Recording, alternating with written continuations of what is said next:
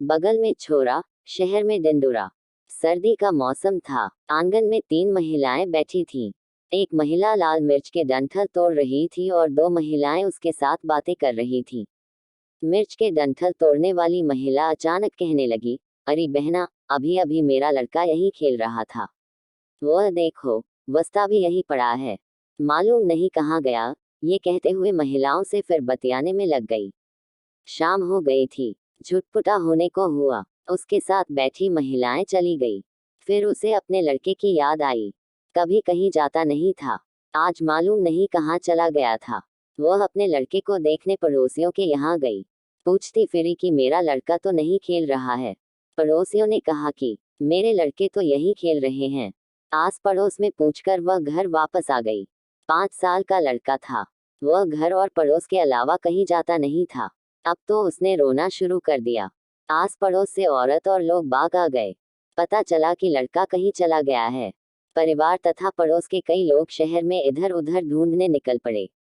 शहर की कोतवाली में भी इत्तला कर दी और शहर में मुनादी पिटने लगी। घर में सभी परेशान थे। सब एक जगह बैठकर शोक सा मनाने लगे। खाना बनाने का समय हो चुका था, लेकिन चूल्हा ऐसा ही पड़ा था। घर के सभी सदस्य मुंह लटकाए बैठे थे। कुछ पड़ोसने भी उनके पास बैठी थीं। सभी कुछ न कुछ बोल रही थीं। कोई कहता कि कोई पकड़कर तो नहीं ले गया या किसी ने कुछ कर तो नहीं दिया।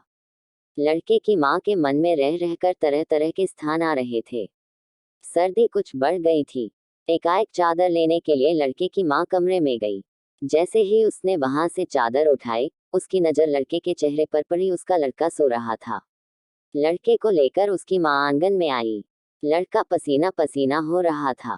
कभी वह उसे पुचकारती थी, कभी गोदी में लिए लिए सीने से लगा लेती थी। अब जो भी सुनता था कि लड़का मिल गया, भागता चला आ रहा था। आंगन में औरतें, बच्चे, मोहल्ले के व्यक्तियों की अच्छी खासी भीड़ लग गई थी। जो भी पूछता कि लड़का कहाँ मिला, सबसे कहती कि अंदर कमरे में सो रहा था। उसके घर से महिलाएं, बच्चे आदि लड़के को देखकर आ रहे थे। एक औरत कह रही थी, देखो तो, बगल में लड़का, शहर में टिंडोरा।